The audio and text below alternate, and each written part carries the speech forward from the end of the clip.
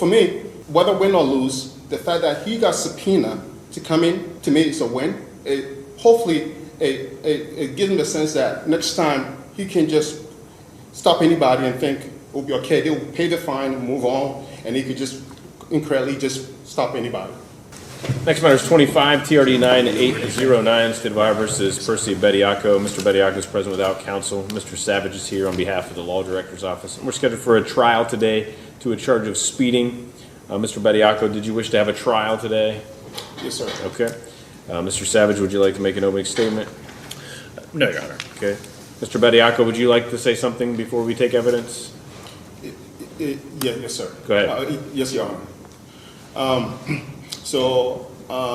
As far as my take is concerned, Your Honor, when I was stopped by this police officer, the first thing he told me was the laser or the radar captured me going above the speed limit, which, Your Honor, I find it hard to believe in light of the fact that there were several cars ahead of me that were speeding. And as a matter of fact, I was going below the speed limit.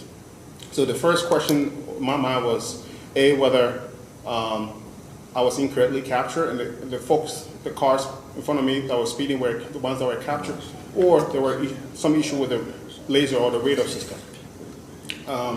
And when he gave me a ticket, Your Honor, the first thing he told me was, you're going to get, it was $150, but I brought it down to $140, and you're going to get 2 points, and if you pay the fine, in the next 2 years, the points will be eradicated.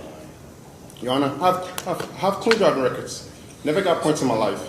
And for him to say that, I took offense to that, because it almost felt like anybody can be casually stopped incorrectly by this officer, and he expects us to just pay the fine, absorb the points, and just move on with our lives. So that was also one of the big reasons why I also decided to come in today. Your Honor, I have 5 boys. 3 of them are autistic. 1 is currently being evaluated. I take them to appointments all the time, and I've learned to be very patient. And I know, and so for me, whether win or lose, the fact that he got subpoenaed to come in, to me, is a win. Hopefully, it gives him the sense that next time he can just stop anybody and think it will be okay. They'll pay the fine and move on, and he could just incredibly just stop anybody. I'm a cardiologist. I see 24 patients per day. Certainly, this took my time out of my busy schedule. I have to reschedule 24 patients, but I think this was a bigger cause than myself. That way, hopefully, this become a learning lesson. And next time, he can be certain or think twice about just stopping anybody and thinking he could just pay a fine and absorb the points. So that's why I'm here today, Your Honor. Okay. Thank you. Mr. Savage, you may call your witness. State calls Trooper Graham. All right, go to the witness stand, please. All right, stand and raise your right hand. You solemnly swear or affirm the testimony you should give in this case now being heard to be true, the whole truth and nothing but the truth, so help you God, or under penalty of perjury? I do. Have a seat. State your full name, spell your last name, Trooper Sean Grimm, G-R-I-M. and state your business address, please. Work out of the Granville Post here in Lincoln County. It's the 3855 Altville Road, Granville, Ohio. Thank you. You may proceed. Thank you, Trooper Graham. Can you tell me who you're employed with, State Highway Patrol, and how long have you worked for them? 22 years. And do your duties include speed enforcement? It does. And have you been doing that the entirety of your career? I have. And what sort of trainings have you taken? While in the Patrol Academy, a 6-month stay, we are trained in ESMD and laser. It's extensive training. We learned the ins and outs of it through application through class work and also applications where we have to actually go out and demonstrate how to use it with a trained profession or with a trained personnel. And is there a procedure you have to go through to show that you can use the devices properly? Yeah, every year we go through a training and we got to get signed off with a sergeant, generally a sergeant. He signs off when we take a test every year. But also day to day we do what's called a calibration check with the radar and laser. Right. And were you working on November 15th of 2025? I was. On that day, were you wearing a law enforcement uniform as you are today in court? Yes, Were you driving a properly marked cruiser with a functioning light bar? I was. And you indicated that on your shifts, you go through a process to make sure the device is working properly. Yeah, and that shift, it's logged on the citation at 7:55 in the morning. It's a calibration check that I do at the post. There's a specific location that we pull up to, exiting the station. It's marked, and we have two marked spots. What we'll do is a calibration check. We pull up there. There's two signs. Do a distance check. I did press the button. It's going to flash 8. That means the internal circuits of the laser is working. I'm going to hit the button to do a distance check. I look through the laser. I line it up. The light that I'm looking through is it looks like the tip of a pencil through a scope. That's what I'm looking. I line it up with the set marker, and I press the button. It should be 150. I confirm it. I hit the second button. I check the second one. It should be 175. I hit the button again.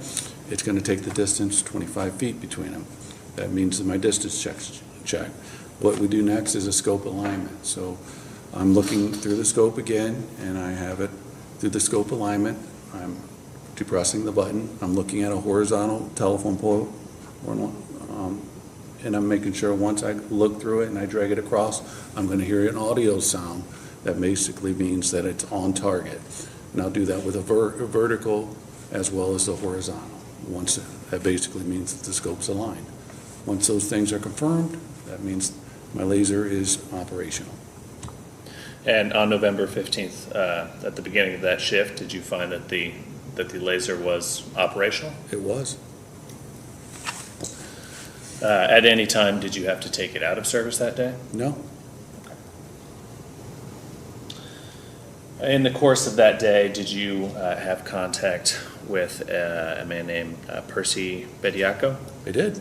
And how did you first come into contact with Mr. Bediaco? Yeah, I was sitting on State Route 16 near mile marker 17. I was facing the south. I was checking the eastbound traffic. Observed him traveling. I estimated him traveling at a higher rate of speed, and he was passing traffic in the right lane. I checked him with my laser at 75, 71, and 70 miles an hour. And after the check, he ended up passing that traffic that was in the right lane and moving he ended up passing the traffic that was in the right lane and changing into the right lane ahead of the traffic that he just passed. I waited for him to pass. I pulled out. I initiated the traffic stop, not too far from where I was at. I was sitting stationary. That portion of road that you described, is that in Licking County, Ohio? It is. And once you spoke to, or you said you initiated a traffic stop? I did. And at that time, did you speak to the driver of the vehicle? I did. And who did you determine the driver of the vehicle was? That was the driver, Mr. I'm going to mess up his last name, but Per Se was his first name. Per se? He's sitting next to you in the yellow and red shirt. Is the person that was driving the vehicle that day present in court today? He is. And he is wearing a red and yellow shirt? He is. Okay. Let the record reflect the witnesses identify the defendant. Sure.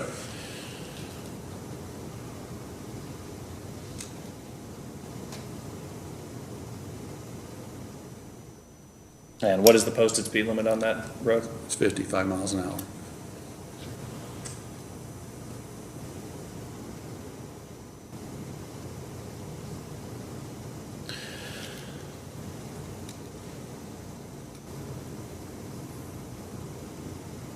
How do you ascertain with the laser device that it is tracking the specific vehicle you intend? Yes, I never lost sight of the defendant throughout my the traffic stop leading up to it. I visually estimated him going over the speed limit.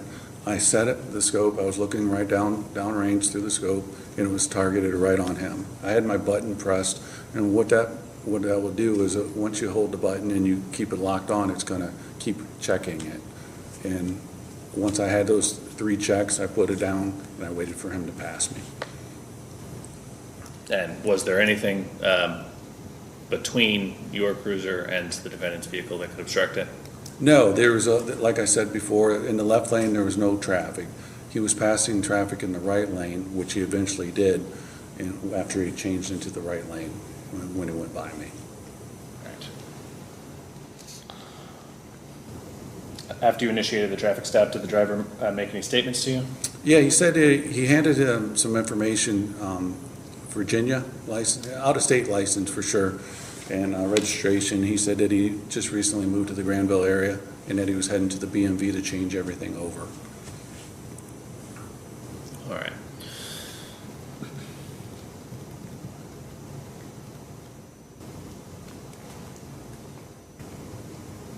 And did you issue a citation on that day? I did. I wrote him for the lower check, the last one, saved a little bit of money on the fine, and it was for 70 miles an hour. I explained how to take care of the citation, and that was it. Nothing further. Mr. Bediako, you have any questions for the trooper? Yeah, the officer mentioned that he does a lot of calibration checks, et cetera. My question is whether he had those records here that confirmed that he truly had a calibration checks that day. As far as writing it down, no, we don't have anything that documents a write down. I write it down on the citation that I performed it, which I did at 7:55 in the morning. No further questions, Your Honor. Mr. Savage, Nothing further. you may step down. Thank you. Under Ohio Revised Code, Section 4511.091, the state is not required to produce written calibration logs in court so long as the officer testifies that the speed measuring device was properly tested and functioning at the start of the shift. Ohio law allows foundational testimony, not paperwork, to establish reliability. Speed enforcement itself is governed by Ohio Revised Code Section 4511.21, which prohibits operating a vehicle in excess of posted limits.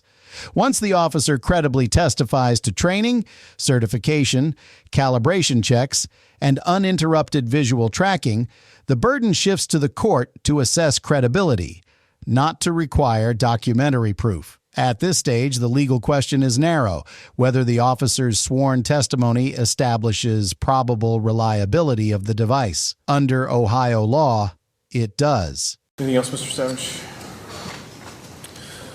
No, Your Honor. Mr. Bediako, would you like to testify today?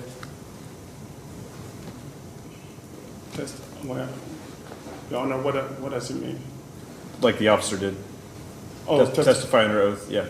Yeah, yes, please. Go right up there, please. Yep, right up there. You'll see some steps off to your left. Go up those steps. Remain standing and raise your right hand. You solemnly swear or affirm the testimony you should give in this case now being heard to be the truth, the whole truth, and nothing but the truth. So help me God, or under penalty of perjury. Yes. Have a seat. State your full name, spell your last name. Percy Bediako, spelled B as in boy, E, D as in dog, I-A-K-O. And state your full home address. 105 Blackstone Court, Granville, Ohio, 43023. Thank you. You want to tell me what happened? Your Honor, that's pretty much how I described it earlier. I was driving with several cars in front of me, and I was speeding, and then this officer stopped me, and essentially said his razor or laser captured me going above the speed limit, and then the rest is the story that I told you when I was there. Okay.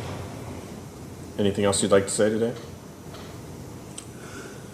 No, I'm just, like I said, win or lose, I think. And the fact that he came in is a win for me. Okay. Mr. Savage, do you have any questions? So when you were passing those vehicles, how fast do you believe you were going? I'm sorry, pass. In your testimony, you just indicated that you were passing vehicles? I indicated that I'm passing vehicles. Yes, you were speaking just now? I did not say, he said I was passing vehicles. I did not say I was passing vehicles, sir.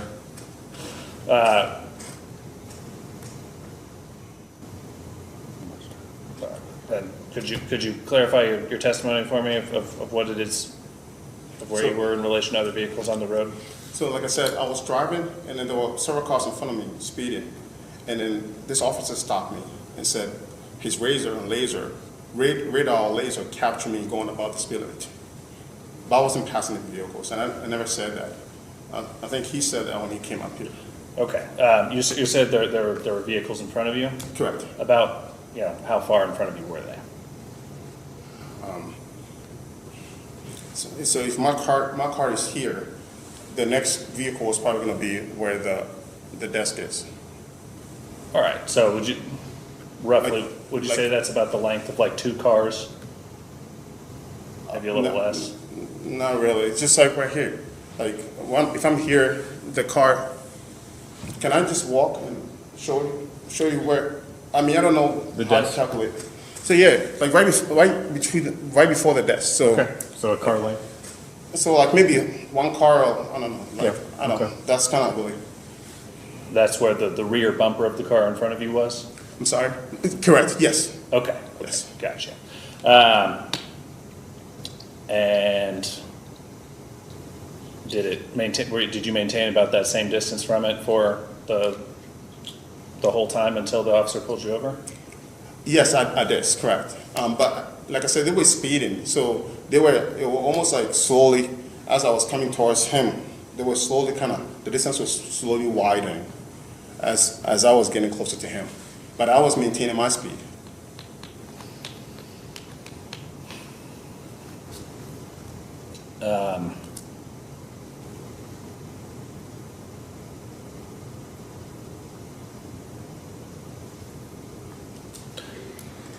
Nothing further, Your Honor. Anything else you'd like to say, sir? Okay, you may step down.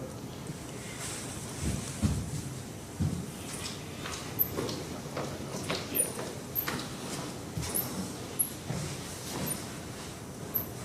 Do you have any other evidence to present today, Mr. Bediaco? Okay, Mr. Savage?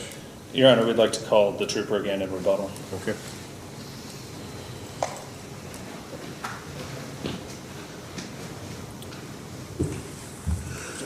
Mr. Grimm, I'll remind you that you're under oath.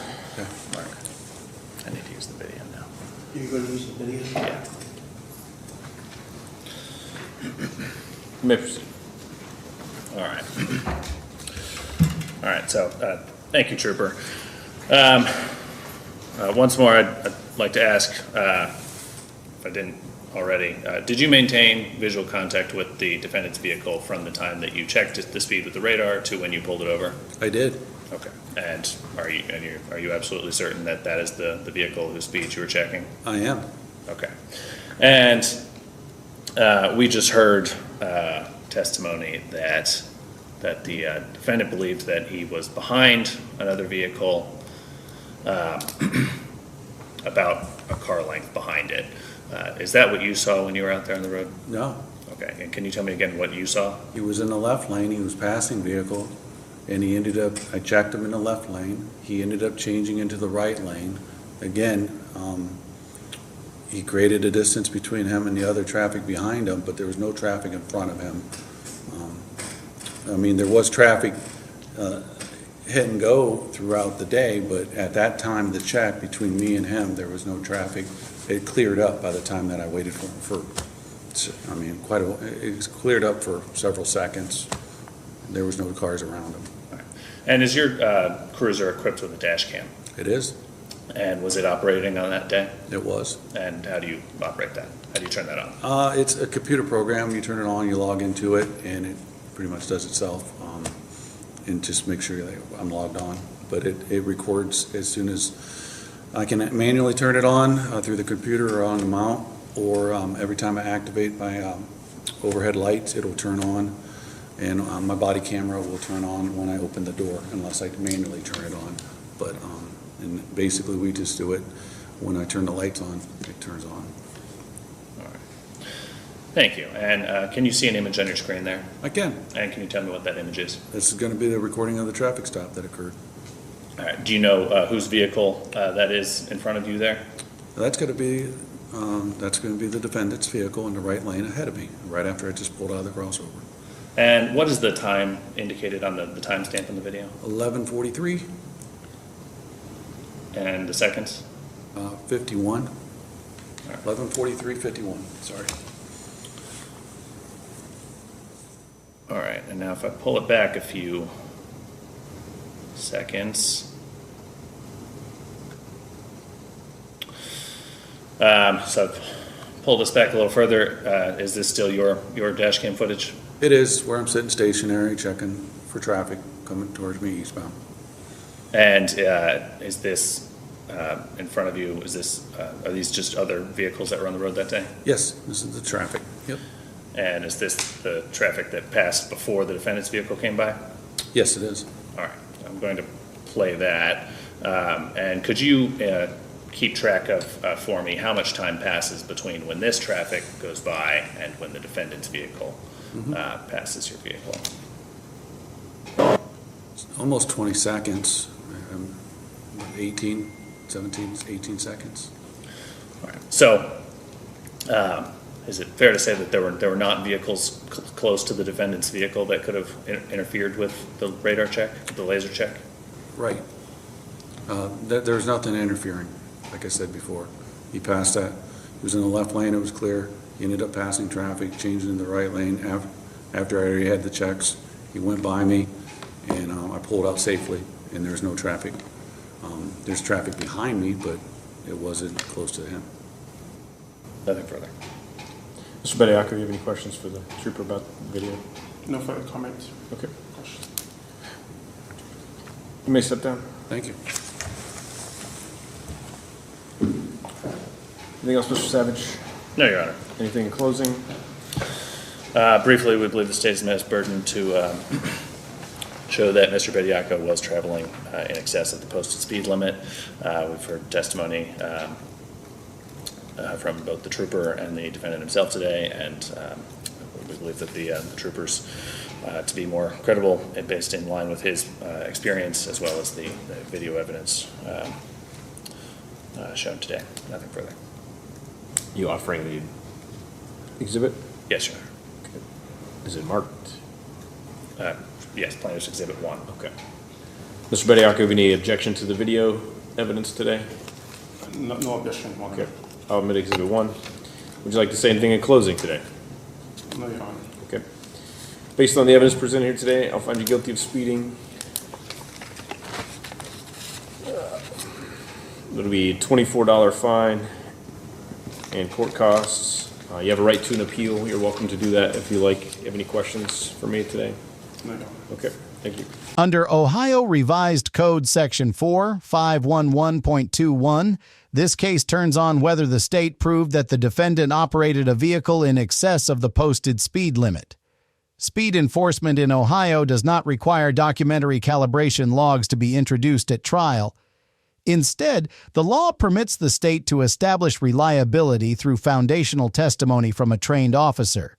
Here, the trooper testified to over 2 decades of experience in speed enforcement, annual certification on laser devices, and completion of required calibration checks at the start of the shift.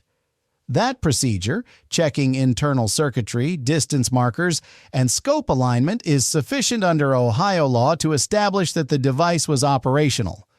The officer further testified that he maintained uninterrupted visual contact with the defendant's vehicle and obtained multiple speed readings above the posted limit.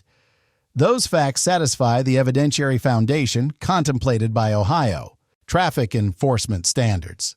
The defendant challenged whether other vehicles could have interfered with the reading and whether written calibration records were produced.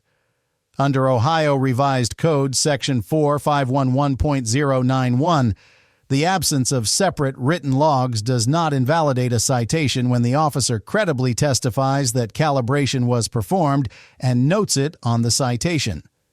The court's role is to assess credibility, not to impose documentation requirements beyond statute.